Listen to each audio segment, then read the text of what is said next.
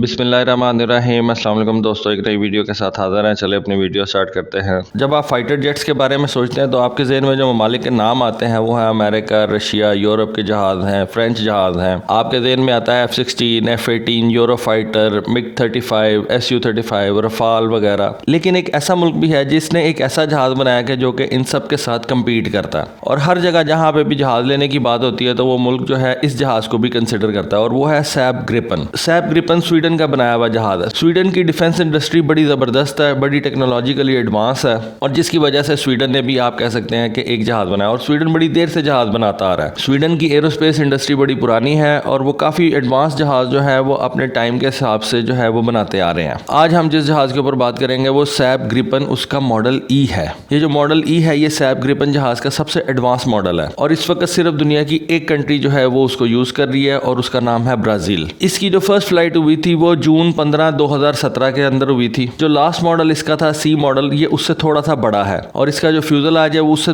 आप कह सकते हैं कि थोड़ा सा बल्कि है, और इसके अंदर 30% ज्यादा फ्यूल आ सकता है बनिस्बत जो सी मॉडल था। अब 30% फ्यूल ज्यादा आना जो है ये बहुत बड़ी बात है। मुझे इसके डिजाइन के बारे में एक और चीज का भी पता है कि जो इसके पहिए हैं, यानी कि जो आप इसको लैंडिंग गियर्स जिनको आप कहते हैं, वो डिफरेंट तरीके से जहाज के अंदर फोल्ड होते हैं। जो यानी कि मॉडल सी था और जो मॉडल ई है, उन दोनों में डिफरेंट तरीके से उन्होंने इसको जहाज के अंदर जो है वो बंद किया हुआ। इससे भी क्या हुआ था कि इसके जो फ्यूल कैपेसिटी थी वो काफ़ी ज़्यादा बढ़ गई थी। जैसे जैसे टेक्नोलॉजिकली चीज़ें एडवांस होती हैं तो आप अगर जहाज़ का डिज़ाइन थोड़ा सा इंटरनली चेंज भी कर दें, इससे ये होता है कि आप जहाज़ के अंदर कुछ एडिड एडवांटेज हासिल कर सकते हैं, और यही सैब कंपनी ने किया कि ये जो इन्होंने सी मॉडल और ई मॉडल था, इसके अंदर जो मेन डिफरेंस उन्होंने रखा, इसके एयर इनटेक्स भी थोड़े से बड़े हैं ई मॉडल के, लेकिन जो सबसे जो ज़बरदस्त बात है वो ये है कि इसकी 30% फ्यूल कैपेसिटी ज़्यादा है। और यही मैं कहता हूँ कि ये पाकिस्तान एयरफोर्स को अपने JF-17 थंडर के अंदर जो नया मॉडल आ रहा है, उसका जो ब्लॉक 3 आ रहा है, उसको भी पाकिस्तान को इंटरनली उसके अंदर से कुछ ऐसी चेंजेस करनी चाहिए ताकि उसके अंदर उसका फ्यूल बढ़ सके और उसके अंदर जो है वो हार्ड पॉइंट बढ़ सके। इन्होंने हार्ड पॉइंट्स भी जो थे वो 2 ज्यादा लगाए थे ई मॉडल के अंदर, और ये बहुत बड़ी अचीवमेंट है। यानी कि आपका फ्यूल भी बढ़ गया 30% और आपकी रेंज भी एक्सटेंड होगी, आप ज्यादा दूर तक मार कर सकते हैं दुश्मन के एरिया में, और उसके बाद आपके 2 हार्ड पॉइंट्स भी बढ़ गए। ये एक बहुत बड़ी अचीवमेंट है। मेरे ख्याल में जो ग्रिपन की सबसे बड़ी अचीवमेंट है वो ये है कि ये एक सिंगल इंजन जहाज है, और जो सिंगल इंजन जहाज होता है आप देख सकते हैं कि उसका इतना ज्यादा बड़ा साइज हो ही नहीं सकता, क्योंकि उसके अंदर एक इंजन होता है। अब इतनी छोटी डायमेंशन के साथ भी अगर आप एक जहाज के अंदर 10 हार्ड पॉइंट्स लगा सकते हैं तो ये एक बहुत बड़ी अचीवमेंट है। मेरे ख्याल में भी पाकिस्तान एयरफोर्स को JF-17 थंडर के अंदर कुछ चेंजेस करनी चाहिए, उसके इंटरनली कुछ चेंजेस करनी चाहिए, और उसके अंदर पाकिस्तान एयरफोर्स को कम से कम जो है फ्यूल तो बढ़ाएं, लेकिन पाकिस्तान एयरफोर्स को उसके हार्ड पॉइंट्स की तरफ तवज्जो देनी चाहिए। JF-17 थंडर के जो 7 हार्ड पॉइंट्स हैं, आई बिलीव कि इनको ज्यादा होना चाहिए, कम से कम 9 हार्ड पॉइंट्स जो है वो JF-17 थंडर के अंदर होने चाहिए। सैब ग्रिपन भी सिंगल इंजन है और JF-17 थंडर भी सिंगल इंजन है, लेकिन ठीक है कि दोनों का डिजाइन डिफरेंट है, लेकिन आई बिलीव कि JF-17 थंडर का जो ब्लॉक 3 है उसके अंदर कम से कम जो है वो 9 हार्ड पॉइंट्स होने चाहिए। लेकिन मेरा नहीं ख्याल कि फिलहाल ऐसा होने जा रहा है। एक हार्ड पॉइंट उन्होंने जरूर बढ़ाया है जिसके अंदर वो एसल्स ऑन पॉड लगाएंगे, लेकिन आई बिलीव कि पाकिस्तान एयरफोर्स को इसकी तरफ तवज्जो देनी चाहिए और इसका कुछ ऐसा डिजाइन इंटरनली चेंज करना चाहिए, और इसके कुछ हार्ड पॉइंट्स ऐसे ज्यादा इंक्रीज करने चाहिए कि इसके अंदर फ्यूल भी ज्यादा आ सके और इसके अंदर जो है 2 हार्ड पॉइंट्स भी ज्यादा ऐड हो सके।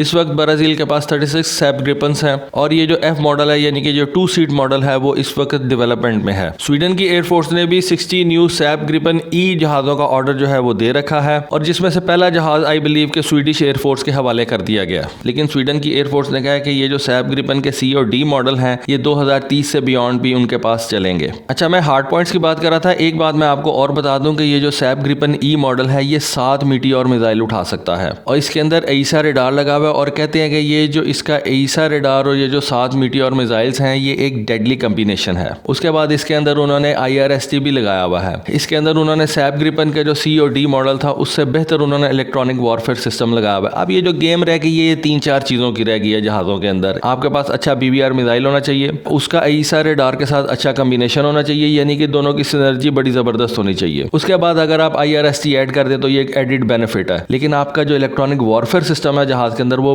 टॉप नॉच होना चाहिए। और आई बिलीव कि ये 3-4 चीजों के ऊपर ही इस वक्त जो कंपनीज हैं वो काम कर रही है। उसके बाद आपका जो कॉकपिट है वो भी अच्छा होना चाहिए, ठीक है, ताकि पायलट के ऊपर जो है कम से कम जो है वो बर्डन रहे। फिर इसके अंदर उन्होंने एक और चीज ऐड की है, वो ये है कि 360 spherical missile approach warning system इसके अंदर ऐड किए गए हैं। मिसाइल अप्रोच वार्निंग सिस्टम आपके जहाज के अंदर होना चाहिए। फिर इसके जो कंप्यूटर्स हैं उसके बारे में वो कहते हैं कि ये इजीली स्वैपेबल हैं, यानी कि अगर कल को कोई 6 महीने के बाद कोई नया नया मिशन कंप्यूटर आ जाता है तो उसको आप पुराने वाले को निकाल के तो इजीली आप उसके अंदर सैप ग्रिपन ई के अंदर नया वाला लगा सकते हैं, जिसकी कंप्यूटिंग पावर जो है पहले वाले से ज्यादा बेहतर हो। इसको कहते हैं मॉड्यूलर अप्रोच, यानी कि एक मॉड्यूल आपने निकाला और दूसरा मॉड्यूल आपने ऐड कर दिया, उसमें आपको जहाज के डिजाइन को चेंज करने की जरूरत नहीं पड़ती, उसमें आपको जहाज को लंबे अरसे के लिए किसी भी फैक्ट्री के अंदर नहीं भेजना पड़ता। फिर इसके अंदर जो एसा रडार लगा है वो स्वैश प्लेट के ऊपर लगा है, यानी कि जो एसा रडार है वो अपने आप को मूव भी कर सकता है। ये उसको बीबीआर एंगेजमेंट्स के अंदर बड़ा जबरदस्त एडेड एडवांटेज देगा। उसमें ये होता है बेसिकली कि आप अपना मिसाइल फायर कर देते हैं एनिमी के जहाज की तरफ और उसके बाद अपने जहाज की जो डायरेक्शन है उसको चेंज कर लेते हैं। आपका जहाज सिक्योर हो गया, लेकिन जो एसा रडार है वो अपनी जो फेस है वो आपके एनिमी की तरफ ही रखता है ताकि जो आपका मिसाइल है वो उसके साथ लॉक ऑन रहे। एक और चीज कही जा रही है कि ये जो एसा रडार और IRST है, इनका कॉम्बिनेशन जब आपस में मिलता है तो ये किसी भी स्टेल्थी प्लेटफॉर्म को जो है वो इजीली डिटेक्ट कर सकते हैं, और ये बात भी ठीक है। तो इसके बारे में कहा जाता है कि जो आने वाले दिनों में 5th जनरेशन जहाजों का कुछ थोड़ा सा एडेड एडवांटेज था स्टेल्थ वाला, काफी हद तक कम हो जाएगा। लेकिन उसमें ये बात फिर आ जाती है कि उसके अंदर वो जो स्टेल्थ जहाज होते हैं उनका जो इलेक्ट्रॉनिक वॉरफेयर सिस्टम होता है वही उनको जो है आप कह सकते हैं कि स्टेल्थी बना देता है। कुछ ऐसी चीजें थी जो कि मुझे सैप ग्रिपन ई के अंदर अच्छी लगी, और मेरा ख्याल है कि पाकिस्तान एयरफोर्स को भी इन चीजों की तरफ अप्रोच करना चाहिए और पाकिस्तान एयरफोर्स को भी इन चीजों की तरफ तवज्जो देनी चाहिए। अगर आप सैप ग्रिपन के सी मॉडल के कॉकपिट की तरफ देखें तो आपको ऐसा ही लगेगा कि ये एक JF-17 थंडर का कॉकपिट है, लेकिन अगर आप उसके नए मॉडल के कॉकपिट की तरफ देखें तो आपको ऐसा लगेगा कि आप F-35 के कॉकपिट के अंदर बैठे हुए हैं। तो पाकिस्तान को भी इन चीजों की तरफ तवज्जो देनी चाहिए। अभी